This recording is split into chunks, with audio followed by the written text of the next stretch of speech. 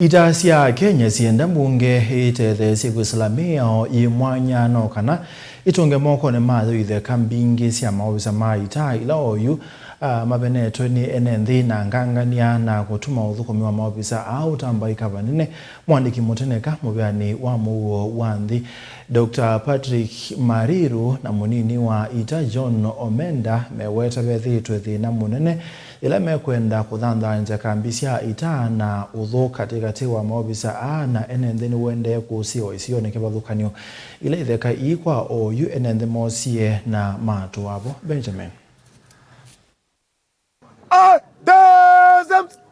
Muvea wa muo wanthi niwaithia muno Mbunge Itetheesye itakosa Itheka Mbingi syo ile ciosetwe chavina ni Enenthi na andu makimbene uiweta uthukumi woho yuwithi nani. The issues of land, it is not the Ministry of Defense of KDF encroaching public land.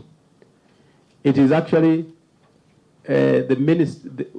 claims that are made against us. We have gone ahead as a ministry to form a special task force to deal with issues of land within KDF. Because as you know, KDF and Ministry of Lands have big tracts of land, and there are claims that are done against Ministry of Defense, and we have to defend.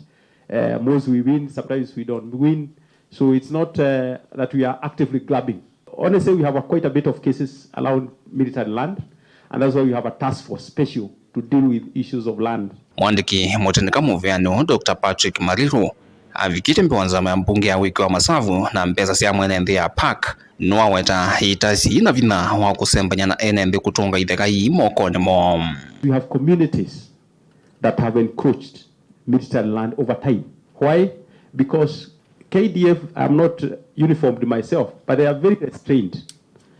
But over time, and maybe we haven't expanded, but when the military want to expand based on their programs, sometimes the communities have already settled. We have KDF. They need massive land to train. They're not going to train in some closed place. Increasingly, we need to have a national discourse allowed sufficient land for military training. And we are not saying it is not sufficient now, but even as we grow as a country, not as KDF, it should not be seen like KDF is one or ministry, but as a country, we need to keep reflecting what is it we do about our military, not the military that is there, but our military as Kenya, which we are proud of. How do we sufficiently provide training sites for them? Communities must actually champion that we want the land of our KDF protected. Kuangaliko yake munini wa ita John Omenda niwaweta ni venda unananya muthantha ukonya Enenthi Nokana kumantha usungi wa kutoa wathi na balo watavya Mbunge kana ni menda uthanthanja kambi sya ita ateo maina utoni. Unfortunately, most of what was set aside for the defense force, most of the land was not physically fenced, and that's the beginning of the problems. And therefore, we used to fence the built-up area, but the overlying areas, which was still military land, was encroached on. And after encroaching, people claim we've been here for years and years. Our forefathers were buried here. And then those are the issues that are emerging whenever we now need to claim and expand as per the strategic plan. So these are issues that must be looked into going forward as a government holistically. We cannot deal with them as a ministry. So we need to review a lot of them. We need a national dialogue for that matter. Onuwe ovo hayumbe na makulyo maingi yulua itakwikonya na mauthukumi mate ukonya wiawo wa kwikithia muo wanthi.